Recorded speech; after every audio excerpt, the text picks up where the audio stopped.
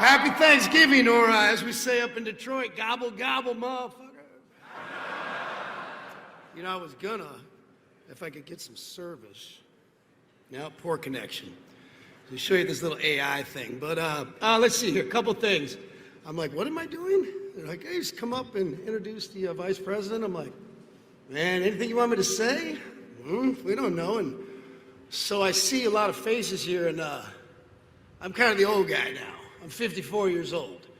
And I spent a lot of time, and I don't say this for self-serving, around the world during the Iraq War and the Afghanistan War. I entertained the troops all over the world, and actually spent a little time away from home, which I know a lot of you will probably be doing this holiday season.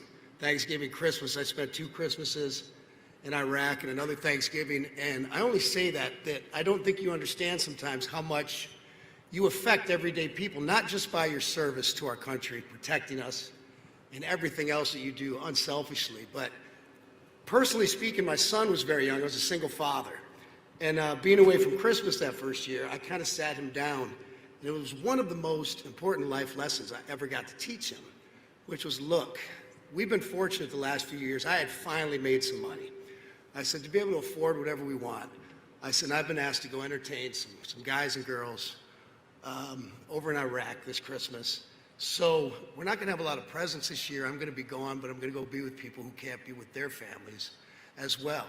And I think that's really the spirit of Christmas and the spirit of our country. And I'm proud to say he's 32 years old now, happily married, I have 2 grandchildren, and he couldn't come today because he's working. He has 2 jobs.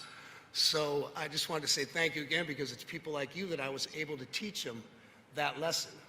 Now also, like I said, I'm 54 years old, and I see a lot of young faces around here.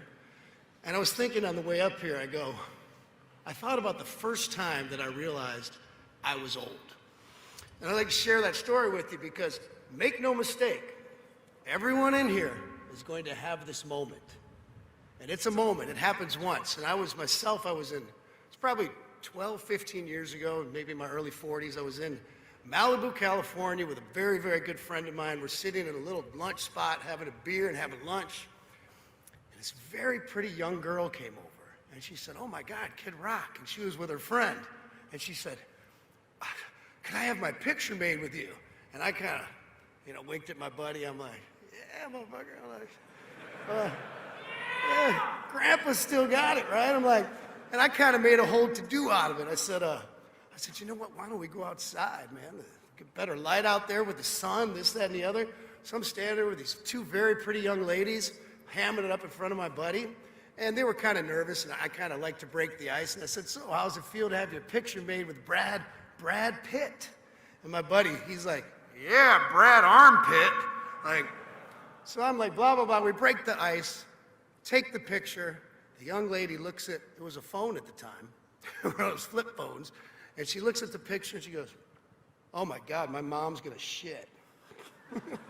And that's how I knew I was old for the first time. So, but that's it. I'm just here to wish everyone a happy Thanksgiving. Thank you tremendously for your service, especially those that can't spend it with your loved ones this year. Now I'm so proud to bring up a man who's also served in our military in the Marines.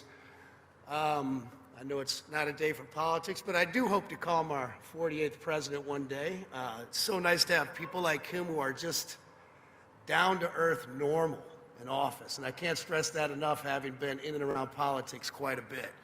And, I've been privileged to spend time with pretty much every president since Carter, just a normal human being. Whether your politics align or not, he's just a good, normal guy. And I know he fights for all of us here. And like myself, I don't think it matters your political affiliation. We all support our troops, and we are, once again, tremendously grateful for everything you do. So without further ado, could you make some noise, please, for the Vice President of the United States, Mr. J.D. Vance.